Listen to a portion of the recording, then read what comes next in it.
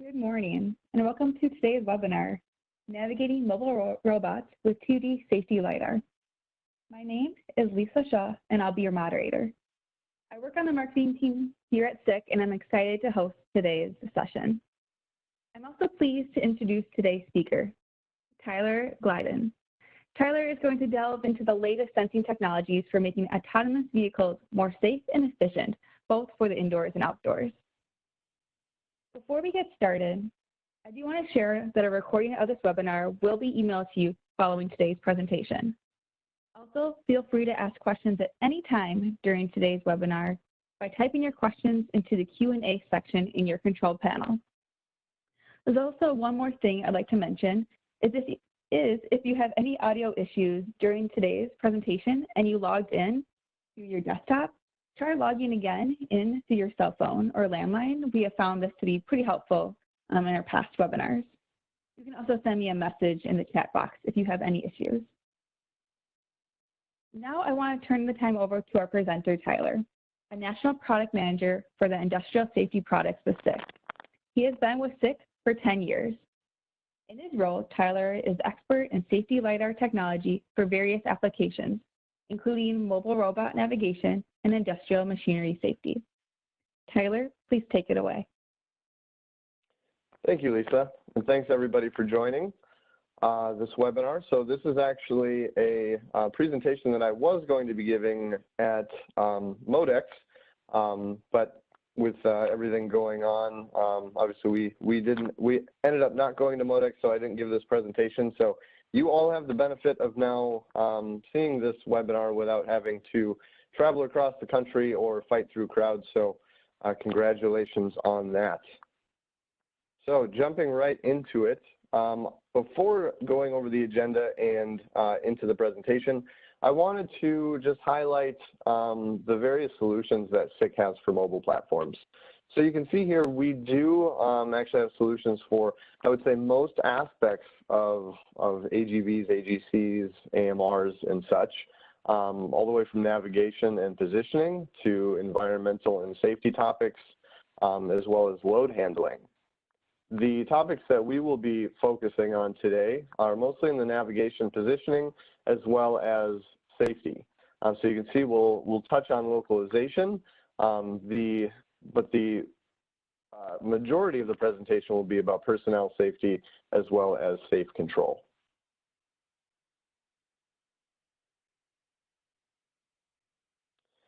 And for the agenda, we will start with standards for safety in mobile robotics when looking at either building or using machines in an industrial type of environment.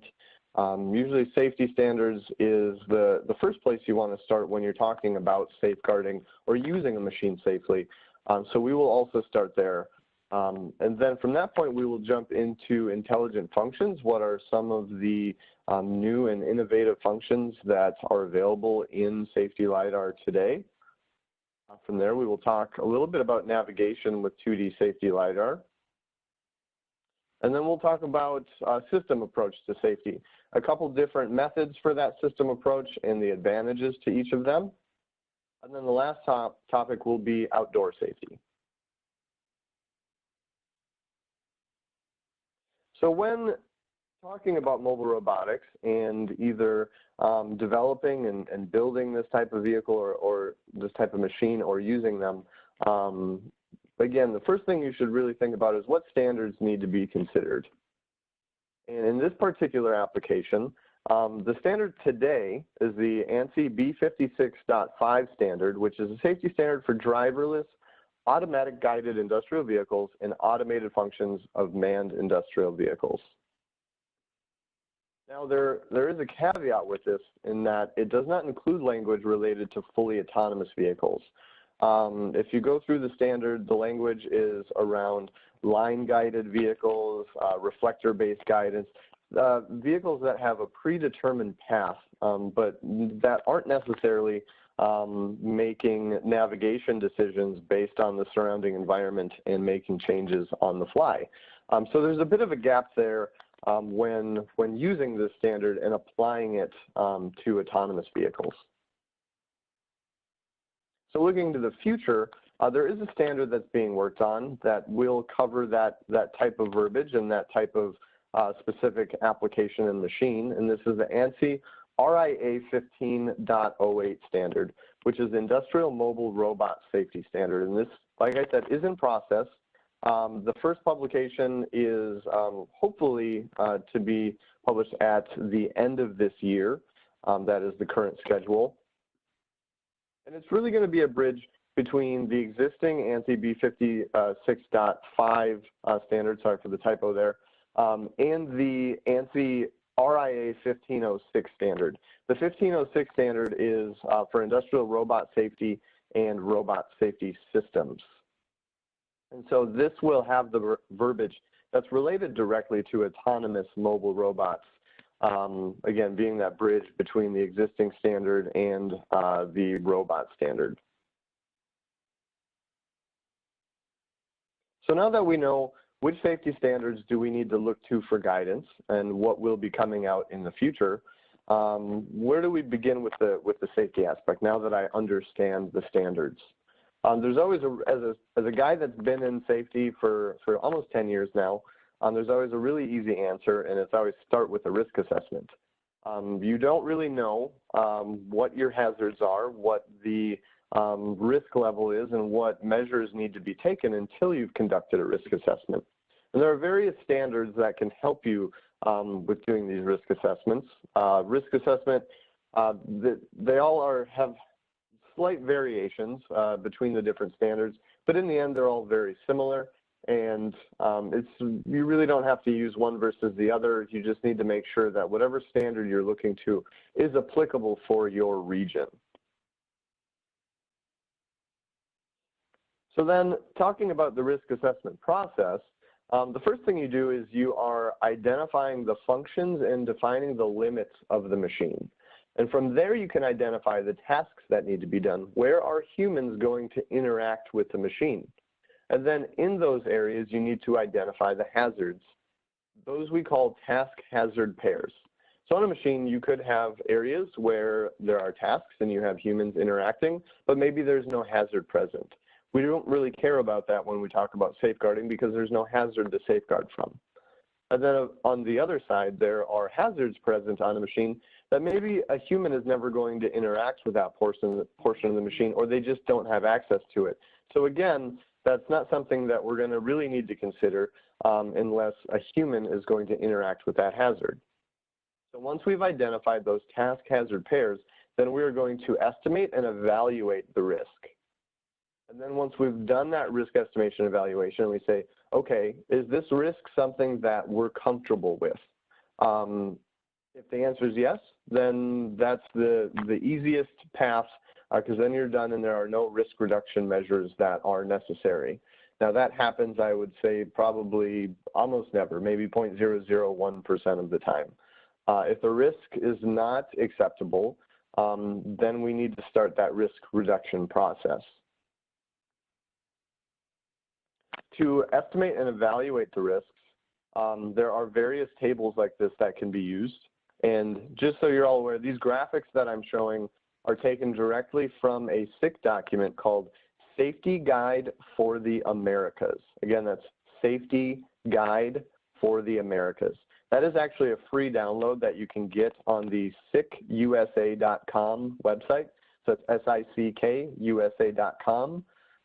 Which is a really, really nice and useful guide for getting up to speed on the basics of industrial safety and safeguarding. It goes through things like the risk assessment process, safety concepts, and validation and things like that.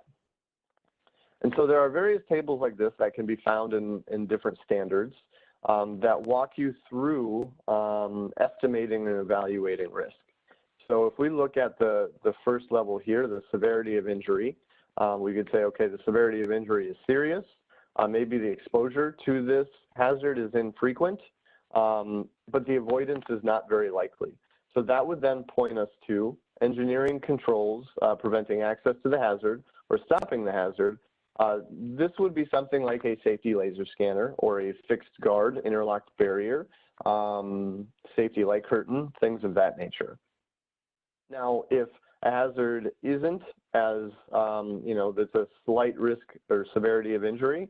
You might have infrequent exposure and not likely avoidance. Well, then we're going to be looking at things like awareness means. So this would be administrative measures, which we'll talk a little bit more about in the risk reduction process. And this type of table is also used when defining what performance level is required. So performance level per ANSI and ISO standards, all the way from performance level A, which means really you don't need any level of safety, all the way up to performance level E, which means you need the most control reliable safety system possible. So then with risk reduction, we look at each task hazard pair, and we do each one individually. So when looking at the first task hazard pair, always the best option is to reduce the risk by means of safe design. If you can design out that hazard or design it in such a way that the risk is reduced to an acceptable level, that is the best method. Now, if that's not possible, then you go down to the next level, which is risk reduction by means of technical protective measures. Again, that's something like safety light curtains, safety laser scanners, hard guarding, things like that. If then again the risk is not reasonably reduced, then you go to administrative measures, which is what I mentioned on the last slide, or the last build of this slide. And that would be things like signage, lights, processes, training, things that can be done to inform people so that they avoid those hazards. Now, at the end of each one of these steps, if the risk has been reasonably reduced, then the thing you need to ask yourself is, has a new hazard or have new hazards been generated? So with the introduction of risk reduction measures, it is entirely possible that you have generated new hazards. And in that case, you need to then repeat the process of the risk assessment and go through this practice once again. Now, if you have not generated any new hazards, then the answer is no, and you either finish your process or you move on to the next hazard.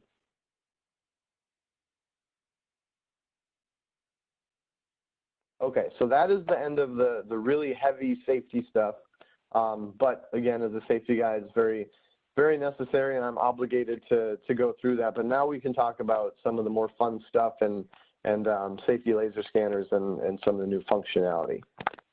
So talking about implementing 2D safety LiDAR or safety laser scanners, I think we're all probably, or most of us are aware that safety laser scanners have been used in these mobile applications for many, many years. That's nothing new. It started off as probably little to no safety on AGVs and vehicles like that, and then to safety bumpers where you would actually have to run into something before you detected the presence of that object or person and then stopped. So obviously that means that a vehicle had to move very, very slowly because you could not collide into something at a high rate of speed and then reliably stop without injuring someone. And then that evolved into using safety laser scanners where we could look out further and use optical means of slowing down and stopping vehicles. So again, this is nothing new, but I would say it's not been until the last 3 or 5 years or so where we started to see functionality of safety laser scanners really evolving so that it was no longer just one field that we're looking at to safely stop a vehicle. Now we are introducing all these new types of functionalities that can enable higher productivity and smarter functions of a vehicle. Some of those things that SICK has come out with and innovated in the last couple of years with the MicroScan 3 platform are on this slide here. So an increased number of configurable fields and monitoring cases that you can switch between, as well as simultaneous fields. The introduction of navigation data and highly precise navigation data that can be communicated out over Ethernet. Individual field settings. So when you're looking at multiple fields at the same time, the ability to actually have different settings within each of those fields, like resolution and multiple sampling rates, and then contour detection fields.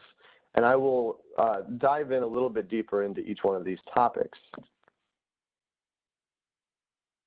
So when we talk about the increased number of field sets, configurable fields, and monitoring cases, this is really, really beneficial for mobile robotics, AGVs, AGCs, AMRs. The reason being is for flexibility. So these vehicles move at different rates of speeds, and depending on what speed it's going, you're going to want to adjust the length of the protective field.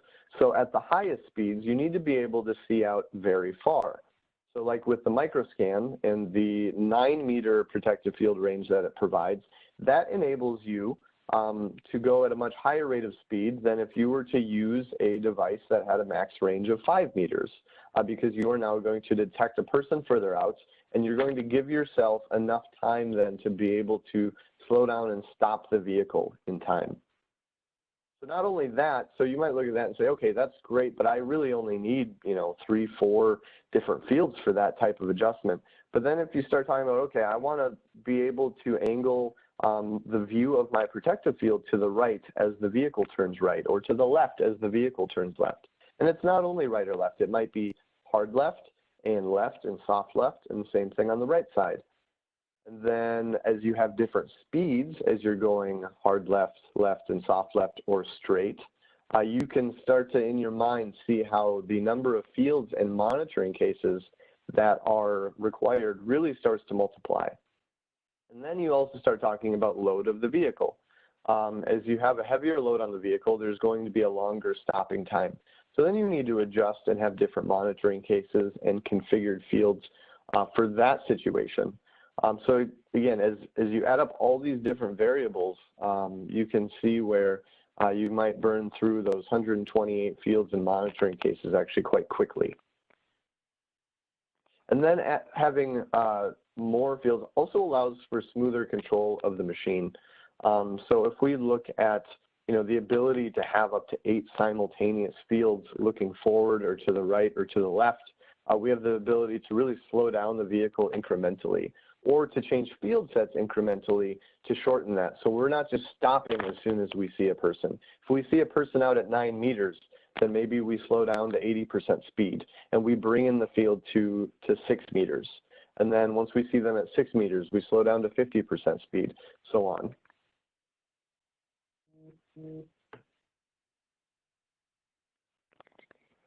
And then various things that you can do with those 8 simultaneous fields. And keep in mind that these 8 simultaneous fields, when using a pro version of the microscan, have the ability to have 8 distinct safe outputs, because this is all done over the network. So you actually have 8 different bits that are safety rated that you can communicate out to the safety controller.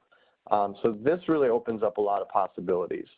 So when we're talking about simultaneous fields enabling intelligent reaction, we can actually look to the left and to the right and straight, and maybe have 2 different depths of protective fields as well, that we can look at all at the same time and let the controller decide which of those fields and which of those safe outputs it cares about based on the vehicle's speed and the vehicle's direction of travel. So you can do that functionality that I talked about on the last slide of looking in the different directions and the different distances without having to do any case switching or any field set switching. So this actually enables a faster reaction, because when you use speed and direction and load to tell the scanner to switch field sets, you are relying on things like encoders and position switches to talk back to either directly to the safety scanner or to a controller, and then those devices to talk back to the scanner, and then the scanner to switch field sets. Now this all happens quite quickly, but there is some time factor that is included there. Now if you're able to look at multiple fields all at the same time and let the controller or safety PLC decide which of those fields it cares about at any given time, that does create a faster reaction time. So that is a pretty big benefit there.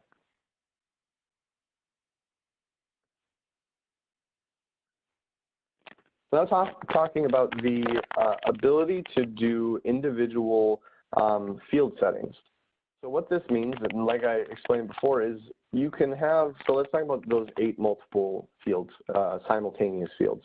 You could actually have a different resolution and a different multiple sampling rate set for each one of those fields that you're looking at the same time. Now, what does that mean? With multiple sampling, this just means how many times does an object have to be scanned before the safety laser scanner reacts? The minimum is always 2 times. So the laser on a safety laser scanner, at least the micro scan, does a scan basically once every 30 or 40 milliseconds, depending on the setting in the software. So if you have the minimum multiple sampling set, that's where we get that 60 millisecond response time, is because we have to do 2 of those 30 millisecond scans, and we have to see that object twice. You can set that all the way up to 16 times. The reason someone might use that is if you have issues with false trips due to dust or dirt or wood chips or whatever it may be falling through the protective fields, or maybe it's bugs that are flying through the protective fields. If you increase that multiple sampling rate, you're going to reduce the number of trips that are occurring because of those things. But you have to keep in mind that that will increase your response time, because now we're having to scan an object more times in order to produce that stop. And then resolution, this is the minimum size of an object that can be reliably detected by the safety laser scanner. So the typical resolution used in these types of applications, where we're looking at somebody's legs, is 70 millimeter resolution. Now that can be adjusted either to be lower, so like down to 30 millimeter resolution, or higher up to something like 150 millimeters, where we're just doing body detection. That would not be recommended for a mobile vehicle application where you're looking horizontally at somebody's legs. But it might be interesting to use the multiple sampling functionality where, let's say, a vehicle is going down an aisle and you want to have the lowest multiple sampling rate of 2 times in the center, but on the sides of the aisle, maybe there is potential for things to fall down from the sides of those aisles because there are machines on those aisles that are, you know, cutting wood or cutting plastic, and there are shavings falling down through. So you could have 2 different fields on the outsides that are set to a higher multiple sampling rate. But then your middle field, that you're really worried about somebody being in the direction of the travel of the vehicle, would have the highest multiple sampling rate. So you are then getting the benefits of of having a fast response time with the low multiple sampling rate in the center, but of having minimized false trips out on those edges, because you were able to increase the multiple sampling on specific fields.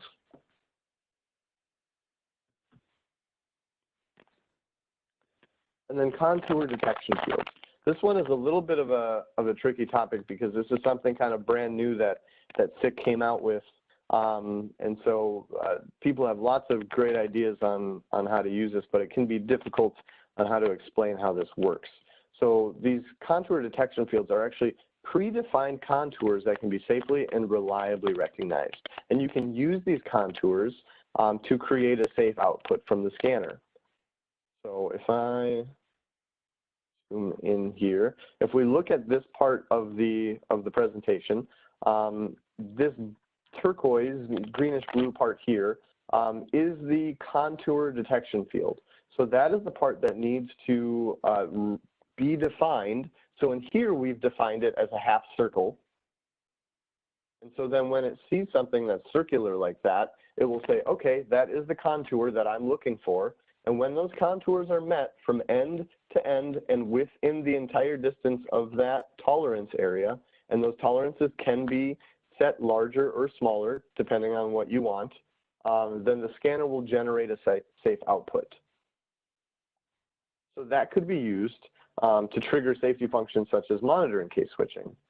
So some situations where I've heard of people using this or ideas that we've had is for recognizing a charging station. So as a vehicle is driving up to a charging station, you can have a specific contour detection field that is set up for a contour that can be recognized and say, okay, this is the charging station. Now we will slow the vehicle down and we will change field sets on the scanner because we know that we are now going to begin charging, or material handover stations. It could be, so in this case, we have a robot that is, here we have a robot that is on a mobile vehicle here, and as it approaches this material station, you could then safely tell the vehicle where it is. So it now knows that, okay, I'm approaching this material station, we will slow down, approach it, go into this sequence, and then you could also use that information to change the fields on the safety laser scanners to be in more of a stationary application mode.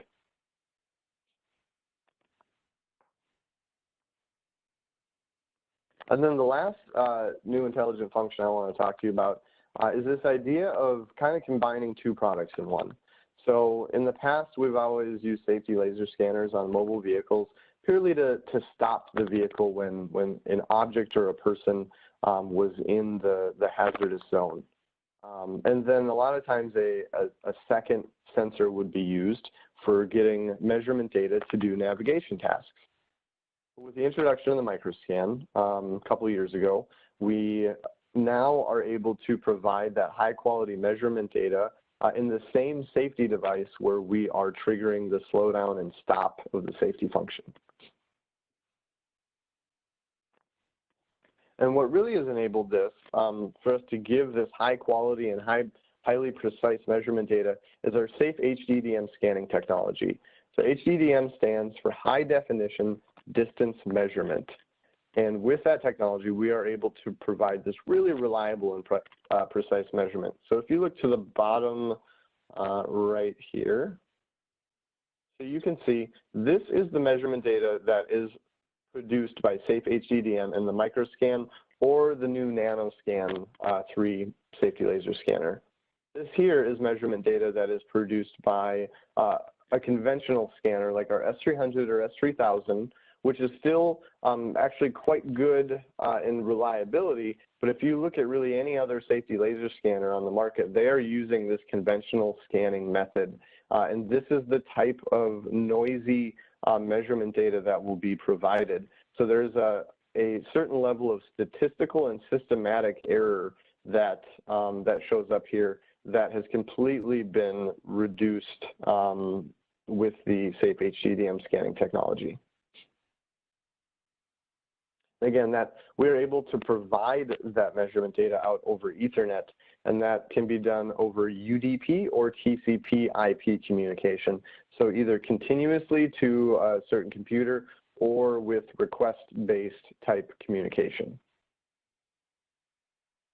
We're also able to provide measurement data out to a range of 64 meters. So I mentioned that with the microscan, we have a long protective field range of 9 meters, but we are able to give you measurement data out to 64 meters. So this really enables the localization and navigation directly from the safety device. And then another thing that gives us the ability to have this really precise and accurate measurement data and to recognize reflectors very well, even at odd angles, is this 0.1 degree angular resolution. And again, that's with the 9 meter device. And then one thing you're also able to get out of the scanner is reflector recognition and direct RSSI values. And then lastly, we do have ROS drivers, so that stands for Robot Operating System drivers, that are able to be downloaded for free from our website. So if you go to one of the microscan 3 product pages, under downloads, you will find these ROS drivers. So that makes the ability to get data from the scanners much, much easier.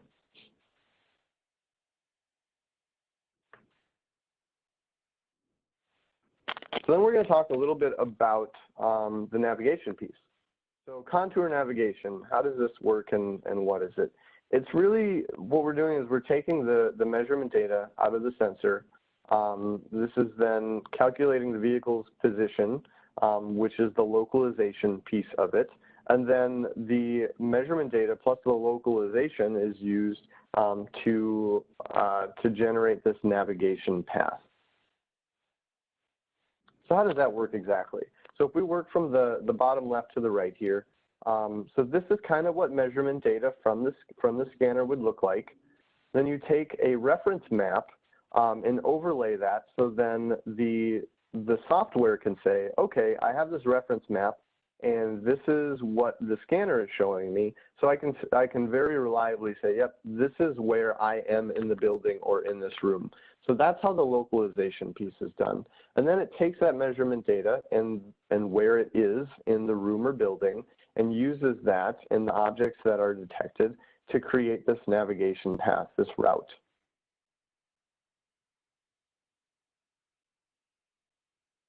Typical components that would be used for this. Obviously, we have scanners and sensors used for doing the measurement data. So we do have sensors that are specifically for navigation, but then again, we have our safety laser scanners that can be used to do both the safety function and give you measurement data for your navigation. When you add in other sensors like encoders, this can really enhance the reliability of the localization, as we're able to get a lot more information than that we can cross-reference. And then again, that information is fed into this localization system, the localization software, so you can determine where you are, and then that would be fed into a navigation computer of sorts that would then generate a route. Now, SICK actually, you can see here the screenshots here in this little box here. So this is a SICK LiDAR localization software that we have available. So we are able to provide the solution from sensors all the way through localization. And that has really evolved over the years. So going all the way back to 2001, so nearly 20 years ago, SICK came out with the NAV 200. So this was really the first sensor we had that was specific to giving measurement data for this navigation type of task. And then in just a couple of years later, we came out with the S3000 safety laser scanner, which does have the ability to give you measurement data, but it was not developed with that in mind. So even though products like the S3000 and S300, you can get measurement data out of them, it's not quite as simple as getting measurement data out of the Microscan 3, where you have the ability to get it out over Ethernet. With the S3000 and S300, it is serial communication. And then through the years, there have been a whole host of other navigation type systems. Again, the Microscan 3. Then a couple of years ago is when we started with this topic of actually doing localization, not just providing the data needed for localization and navigation, but actually going to the level of localization.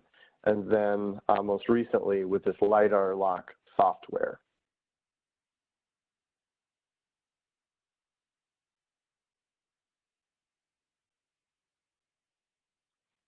So then I want to talk about doing a system approach.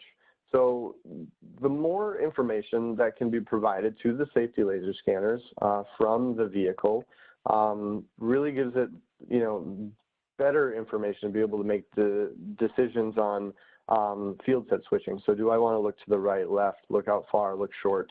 So doing this type of system approach can be really, really helpful with that. There's a couple different methods that I want to highlight. One being direct inputs to the scanner, and another being network communication system approach. So when we're talking about doing direct inputs to the scanner, it's pretty straightforward. We have a safety laser scanner. So here is showing the new NanoScan 3 that we have available, and two safety encoders, the DFS60S Pro. Now, each of these would be connected directly back to the scanner. So this scanner has the ability to have encoders tied directly into it for speed information. Now, if we go to a network communication type of system approach, then we're adding some components here and a little bit of complexity. So we have these, again, the same safety encoders that are going back to our FlexiSoft safety controller and the MOC module. So this MOC module is able to take encoder inputs and then get speed and position information from that. That information is then communicated across the backplane to the CPU of FlexiSoft.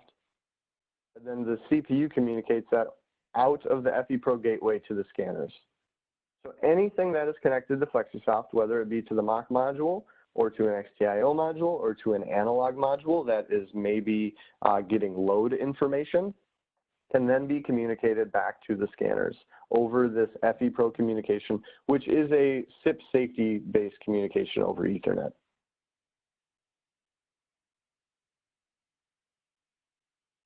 Now, there are advantages and disadvantages to both approaches. When we talk about direct inputs to the scanner, one huge advantage is obviously fewer components. It's a much lower level of complexity, so this is a more simple system. Because you have fewer components, it is just inherently going to be a lower cost system. You do get speed information from the encoders, so that's a positive. And you also can get position information from static inputs. So whereas I'm getting the speed information from encoders, we do have also not only dynamic inputs, but static inputs that can be used. So maybe on the vehicle there is a safe inductive, like the IME2S or IQB2S safe inductive from SICK that is being used to determine whether the wheels are turned left, right, or straight. So that information could be used to give the scanner position information. Then if we talk about network communication, the main advantages here are flexibility. So if you think back to the graphic, we have the ability to really use those same two encoders to talk to up to 6 different scanners with an FePro system. So with an FePro system, you can connect 6 scanners to one FePro gateway, and those could all be connected back to an Ethernet switch, and then that Ethernet switch back to the gateway. Or, like I showed, you can actually have the scanners connected to each other. So each scanner has 2 Ethernet ports on the back of it, so you're able to daisy chain them over Ethernet. So that really does increase your flexibility as to how you build a system. It's very modular. Another advantage is cabling. Again, because you're doing a lot of that communication over Ethernet, and the fact that you can use multiple encoders to get both speed and position information and communicate that out to multiple scanners at the same time, it really does reduce the amount of cabling and cabling complexity that you have. Because we're doing network communication, you really have decentralized access to the data. So you can use that decentralized access to do configuration. So if you have multiple scanners, 2 or more, you just have one connection point over Ethernet, and you can do configuration of all your devices, of your FlexiSoft controller, of your multiple scanners. You can do that all over just one connection. And you can do it from anywhere that you have access to the network. You can also do your troubleshooting from anywhere that you have access to the network. So let's say a vehicle is in one part of the building and it's not running any longer. The maintenance manager sitting in an office has the ability to just see exactly what type of errors or what's going on with the system from, again, anywhere you have access to the network. So I already touched on the configuration of multiple devices because of that decentralized access. Diagnostics we talked about. And then the last thing is motion monitoring. So this is really enabled by the mock module that I mentioned. That was the far right module on FlexiSoft. So there are many different function blocks available within FlexiSoft Designer or within FlexiSoft that you can do. So you can do safe speed monitoring, you can do safe limited speed. So a safe limited speed, you can say, okay, when I'm in a certain user mode, I want to be within the speed range. And if I ever go outside of that speed range, then we are going to stop the vehicle. And then you also have the option for safe direction and safe position as well. So you're not needing to use things like a safe inductive or limit switches for positioning of the wheels and knowing what the turn radius is. You can actually get that specific information from encoders and communicate that from the mock module, again, across the backplane to the CPU and then out to the scanners. Okay, so at this point, I have we have a poll that we wanted to send out to everybody. I'm interested in your thoughts on the system approach and which is more appealing to you when considering the pros and cons of each.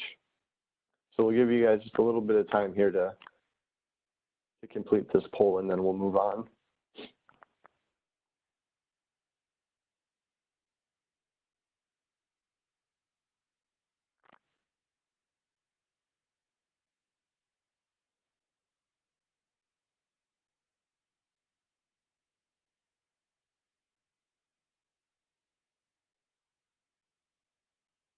Okay, perfect. So then our last topic, talking about outdoor safety. So that's all well and good. We've been using, again, safety laser scanners on indoor AGVs for many, many years now, and these new functionalities that we have available really enables a lot of different things that we can do. But what if I need to take my operations outdoors? So the functional safety standard used for designing and developing devices like safety laser scanners and safety light curtains is IEC 61496. So this contains the design and performance requirements for those devices. These are the standards that we've been using at SICK for many, many years to develop our products. But one big problem is that it's very clear that the intended use of these devices is only in industrial applications and for indoor use. So we've never been able to recommend to use these devices outdoors because it just falls outside of the scope of the device. And there really hasn't been a standard that says, here's how you can develop this type of device for outdoor use.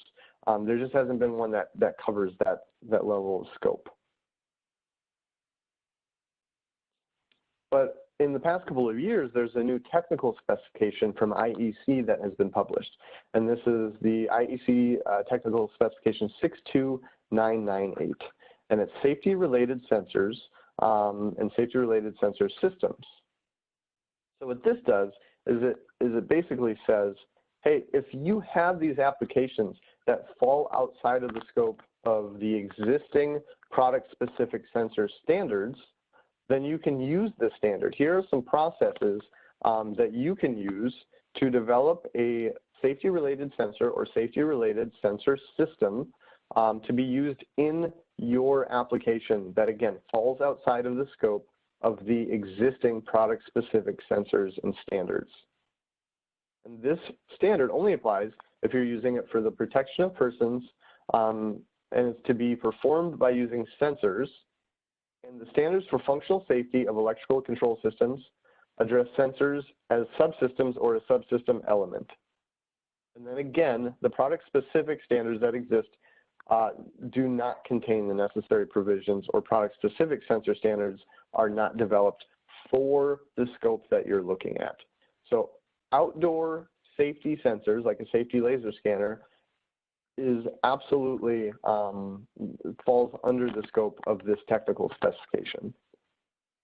So with the use of that new technical specification,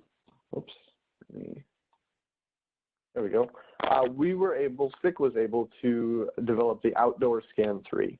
So this is a safety, the world's first and currently only safety rated laser scanner that is meant for outdoor use. So again, this is certified in accordance with ISO 13849, which is another safety for machinery standard, and the new IEC 62998 that I just talked about. So this is certified for both indoor and outdoor use because we develop it to the standards, the existing standards for indoor use, and then to the new IEC technical specification for the outdoor portion. And this is all completely based off of the Microscan 3 technology that we've had. I think without the Microscan 3 and without safe HDDM scanning technology, I do not believe this would have been possible. As with the safe HDDM technology, it really enables us to reliably detect the difference between a valid object or person and rain or snow and fog and things of that nature. So the Safe HDDM was kind of ramped up a little bit to be used for outdoors. So we're calling this outdoor Safe HDDM. And then we talk about intelligent functions. All of those things that we talked about with 128 configurable fields and monitoring cases, the 8 simultaneous fields, measurement data over Ethernet, this is all possible with the outdoor scan as well. And you can absolutely use this in that type of networked system approach that we talked about on the last few slides. And then functional design. This was designed in such a way that is optimized for this type of outdoor use. And we have accessories like a weather hood that, again, are optimized for this outdoor use. So looking at some of the details of this, you can see the various standards that were developed to. So if you look at like the microscan or the nanoscan, we developed to a lot of the same standards. Again, the only difference is that we also developed to the new IEC 62998 standard so that this is certified for outdoor applications as well as indoor. In Germany, SICK created a very nice outdoor testing facility which enabled us to really do comprehensive development and testing to ensure that this type of device would work well in outdoor applications. And so as a part of the IEC 62998 technical specification, you have to develop to certain specifications.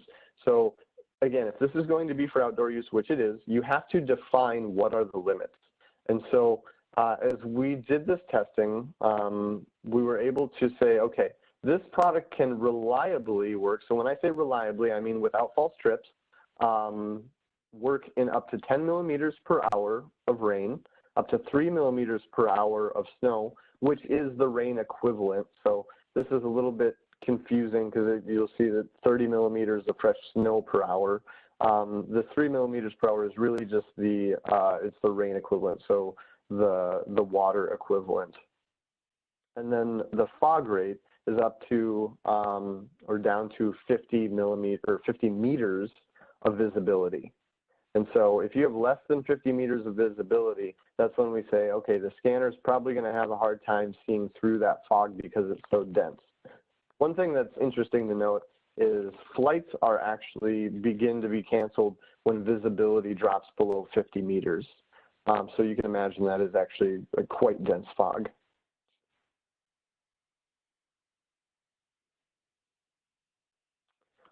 Before moving on to the summary, there is one thing I want to mention here, is that there are different settings that can be made with multiple sampling, changing field geometry in order to withstand higher rates of rain or snow or fog. These are just the levels where we say you are going to have consistent operation without false trips.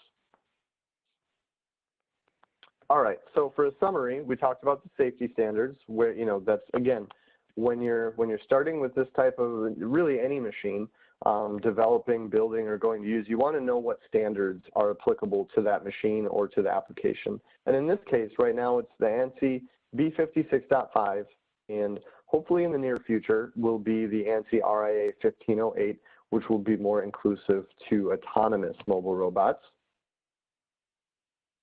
Of course, we always start with the risk assessment once we know what safety standards are applicable.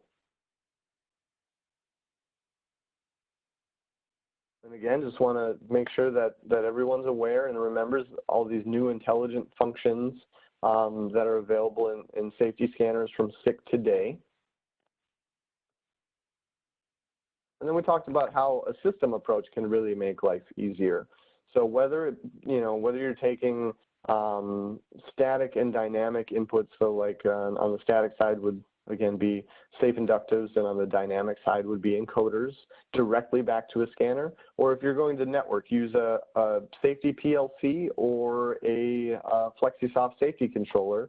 We have options for scanners that can communicate directly back. So we have a Profinet ProfiSafe microscan. We have Ethernet IP SIP safety microscan, and then we have our FE Pro microscan that can communicate with our FlexiSoft controller over that FE Pro gateway. So again, it's not just if you are using a SIC safety controller.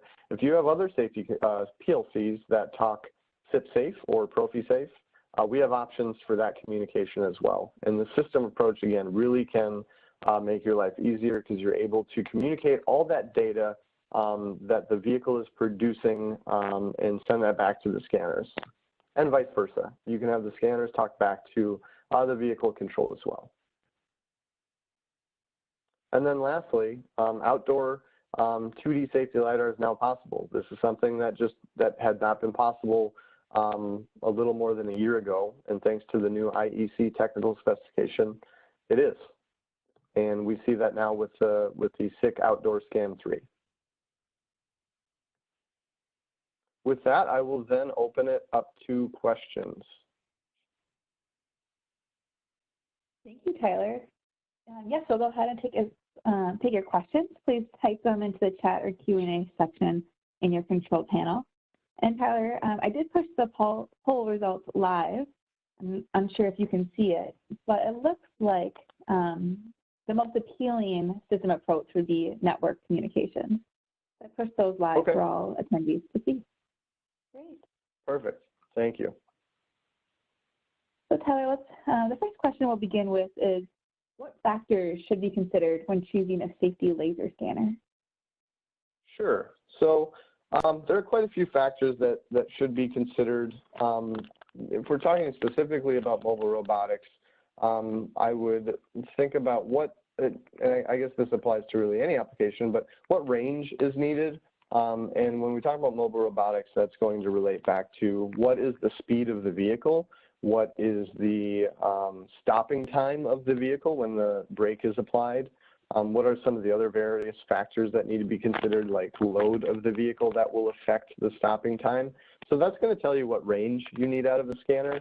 And then once you know your range, it will kind of help you narrow down what safety scanners you're looking at. So like a nanoscan has a maximum range of 3 meters. So if you have a smaller vehicle with a quicker stopping time, the nanoscan is a much smaller scanner, lower cost scanner that still has a high range of functionality, but is a lower protective field range. So if you need longer than that 3 meters, then that's going to eliminate the nanoscan as an option. So if you have a larger vehicle or are carrying a heavy load, or the vehicle is going to be driving much faster, then that usually can help point you to something like the microscan. Then there are other things that need to be considered, like scan angle. With both the microscan and the nanoscan, we have a 275-degree scan angle. So you can actually cover 4 sides of the vehicle by just using 2 scanners on each corner. Things like number of monitoring cases and configurable fields. So am I going to need to, what is the path my vehicle is going to take? If it's a pretty consistent forward, backward, maybe a couple turns, you're not going to need that many configurable fields and that many monitoring cases. But if it truly is an autonomous vehicle and the route is going to be changing constantly, then it's likely that you're going to need a lot more monitoring cases and fields. So things like that can really, once you can answer those questions, it can help you determine what safety laser scanner to look at. Great. I'm seeing a lot of questions about the LiDAR localization software. Could you elaborate more on that? Maybe talk about if it's a SIC product, or like another question is, how does the localization software handle moving objects in a scene? Does it get lost in busy areas? So if you could just explain a little bit more about that software. Yeah, so I unfortunately cannot explain more about the software, as that falls outside of my expertise. I wanted to make sure to include it because it is part of this topic. I am the product manager for safety laser scanners. The localization software is done by a completely different group.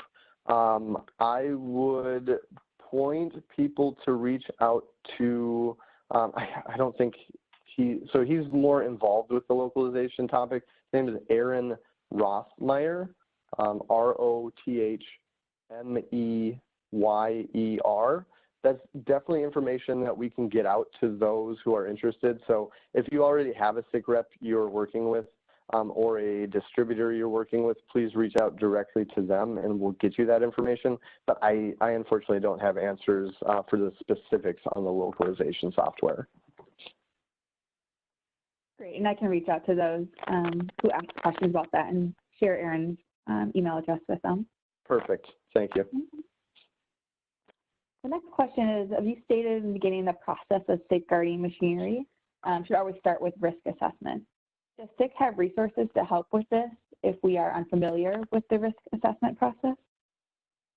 Yeah, absolutely. So we have a few different options there. One would be we have a very good training and education program where we are able to do various levels of safety education training.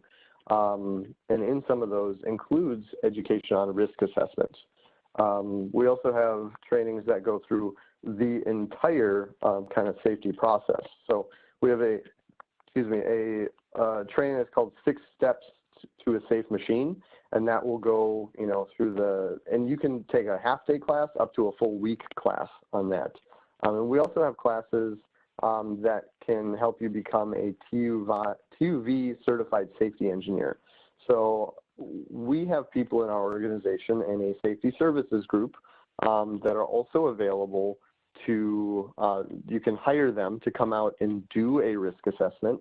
So we have a safety services group that can basically do a full safety project. So they can start from the risk assessment, go through to safety concept, to safety design, so a full controls and hardware design, to installation, to validation. So you can be completely hands-off, or you could hire us just to do the risk assessment. And the people that we have for that are TUV certified safety engineers. So if that's something that you're interested getting within your own organization and building up your own safety competence, I would point you to our training and education department, our lifetime services group, because we have those types of things available. Great, I think we have time for a few more. One comes from Mike, and he says, for the outdoor scanner, does direct sunlight affect the reliability of the scanner data? So direct sunlight, so it's been with the testing that they've done, they've observed that unless the scanner is angled up to the sun when it's high, let's say when the sun is between, when it's up in the air, that could potentially affect it. But with the way that these applications are, the scanners are to be mounted horizontally. So the only time the sun will directly influence the scanner is when the sun is on the horizon. And when the sun is on the horizon, the amount of light is not enough to affect the measurement data.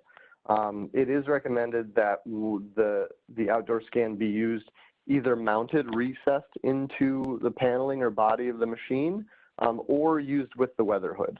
So that weather hood would eliminate that direct sunlight influence when the sun was we'll say at high noon or whatever you want to call it. But the outdoor scan has a very high immunity to ambient light as well. So a conventional scanner is rated to about 2,000 lux of light. Both the microscan and the outdoor scan are actually rated to 40,000 lux of light. And the reason it's not higher than that is because our test equipment does not go higher than 40,000. So that's one thing I can very, very confidently say is that sunlight is really not an issue when it comes to either false trips or accuracy of the measurement data with our scanners. Awesome.